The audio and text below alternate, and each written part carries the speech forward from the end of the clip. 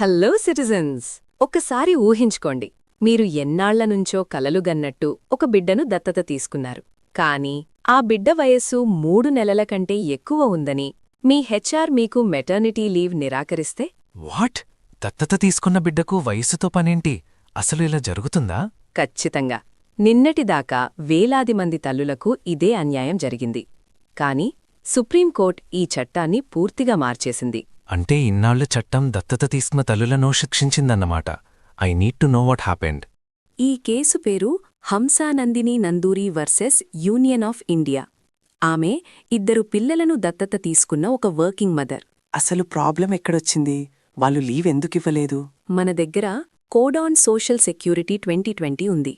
అందులో సెక్షన్ 64 ప్రకారం దత్తత తీసుకున్న బిడ్డ వయసు 3 నెలల లోపు ఉంటేనే 12 వీక్స్ మెటర్నిటీ లీవ్ ఇస్తారు.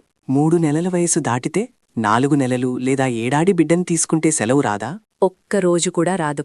దత్తత తీసుకునే పిల్లలు మెషీన్లు కాదు కదా ఏజ్ లిమిట్ పెట్టడానికి. అందుకే ఆమె నేరుగా సుప్రీంకోర్టులో ఆర్టికల్ 32 రెడ్ పెటిషన్ వేశారు. గుడ్. ఎందుకంటే ఇది ఒక్కరి సమస్య కాదు, వేలాది కుటుంబాల భవిష్యత్తు. మరి ప్రభుత్వం ఈ 3 నెలలకి ఎలా డిఫెండ్ చేసింది? పెద్ద పిల్లలకు పసిపిల్లల్లా ఫీడింగ్ లాంటి ఇంటెన్స్ కేర్ అవసరం లేదని వాదించారు. దానికి బదులు సెక్షన్ 67 కింద ఆఫీసుల్లో క్రష్ ఫెసిలిటీ వాడుకోవచ్చని చెప్పారు. వెయిట్, ఇది చాలా అన్యాయం కదా. పెద్ద పిల్లలకు కూడా కొత్త ఇంట్లో కొత్త తల్లితో ఎమోషనల్ బాండింగ్ ఏర్పడటానికి టైం కావాలి కదా. Perfect.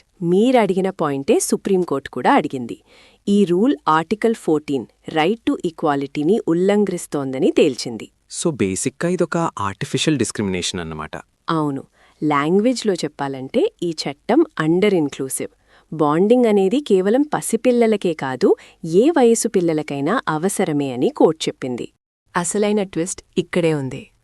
Court juvenile justice act మరియు క్యారా రెగ్యులేషన్స్ని ఉపయోగించి వాస్తవాలను బయటపెట్టింది. ఏంటది? ఆ చట్టాలకు దీనికి లింకేంటి? ఇండియాలో ఒక బిడ్డను లీగల్గా దత్తతకు క్లియర్ చేయాలంటే బ్యాక్గ్రౌండ్ చెక్ కోసం కనీసం 2 నుంచి 4 నెలలు పడుతుంది. Hold on. So you're telling me 3 నెలలలోపు బిడ్డను లీగల్గా దత్తత తీసుకోవడం మ్యాథమెటికల్గా అసాధ్యమనా? ఎగ్జాక్ట్లీ. చట్టం మీకు ఒక హక్కు ఇచ్చింది, కానీ దాన్ని వాడుకోవడం ఇంపాసిబుల్. దీన్నే కోర్ట్ స్టాట్యుటరీ అన్వర్కబిలిటీ అని పిలిచింది. వావ్, కళ్ల ముందున్న ఒక మిరాజ్ లాంటిదన్నమాట. ఇదసలెవరూ గమనించలేదా ఇన్నాళ్ళు? అందుకే ఈ జడ్జ్మెంట్ ల్యాండ్ మార్క్ అయింది. పైగా ఆర్టికల్ 21 కింద రైట్ టు లైఫ్ని వివరిస్తూ రీప్రొడక్టివ్ ఆటానమీ అంటే కేవలం కనడం మాత్రమే కాదు, దత్తత కూడా ఒక హక్కే అని తేల్చింది. మాతృత్వమనేది మనసులో పుడుతుంది, కేవలం బయాలజీలో కాదు. గూస్ బంప్స్ వస్తున్నాయి. సో ఫైనల్ వర్డిక్ట్ ఏంటి? సెక్షన్ 64లోని ఆ 3 మంత్ లిమిట్ని కోర్టు పూర్తిగా కొట్టేసింది. వయసుతో సంబంధం లేకుండా అడాప్టివ్ మదర్స్ అందరికీ 12 వీక్స్ లీవ్ పక్కాగా వస్తుంది. That is a massive win. ఇకపై వయస్సును సాకుగా చూపి ఏ హెచ్ఆర్ కూడా లీవ్ రిజెక్ట్ చేయలేరు. అబ్సల్యూట్లీ. ఇంకో ఇంట్రెస్టింగ్ పాయింట్ ఏంటంటే కోర్ట్ వాల్స్టోన్ క్రాఫ్ట్ డైలమాని ప్రస్తావిస్తూ పిల్లల పెంపకంలో తండ్రుల బాధ్యతను గుర్తుచేసింది. రేపు రాబోయే పటర్నిటీ లీవ్ చట్టాలకు ఇదే పునాది. ఇది కదా అసలైన ఎంపవర్మెంట్ అంటే. ఈ జడ్జ్మెంట్ ప్రతి వర్కింగ్ మదర్కి, ప్రతి కుటుంబానికి ఒక రక్షణ కవచం. Share this everywhere citizens. విన్నందుకు థ్యాంక్స్.